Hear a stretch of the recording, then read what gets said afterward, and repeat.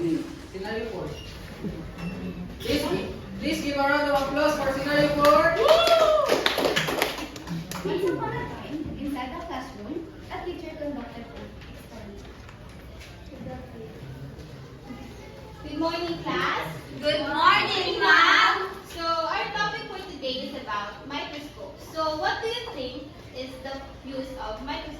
Ma'am. Yes, like I think microscope is used to see the things or the small organisms that we cannot see through our naked eyes. Yes, what Laika said is correct. So the function or the use of microscope is to sight small organisms that cannot be seen by our naked eye. So this is the eye. This is the eye. And this is the coarse adjustment and fine adjustment. So since you already know the use of microscope, your task for today is to observe bacteria using microscope. So you can also use this protective materials to protect your mouth and your eyes. Thank you, ma'am. And after you find or you observe bacteria using microscope, kindly differentiate the bacteria that you saw after that. Yes, ma'am. Let's start.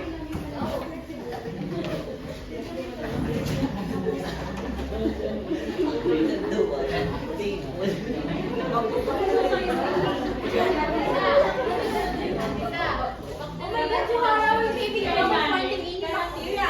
Oh my gosh, how can we find bacteria? There's nothing here. Look. The students are having trouble finding the microorganisms. So what should the students do?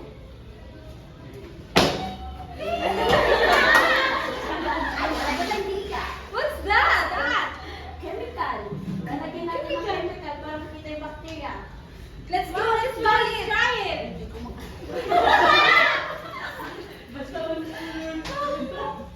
Oh my God, ang laki! Oh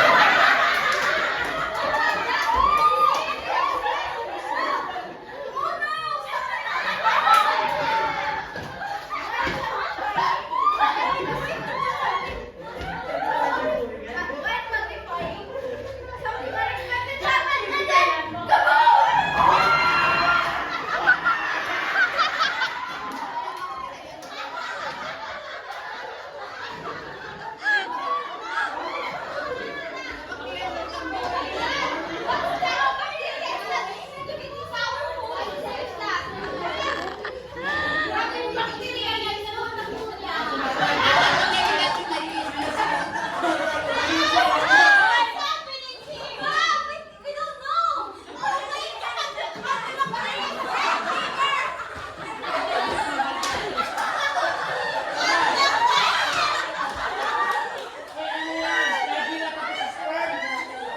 Mom! Yes, what's the bacteria is that?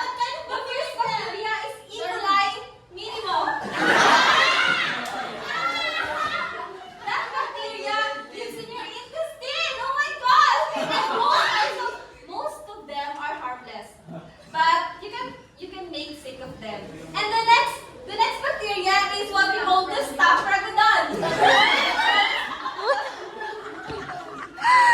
Or the Staphylococcus aureus. It lives in our skin. Oh my gosh, and it can cause pimples. Oh my God! What did you use to find this kind of bacteria? It is like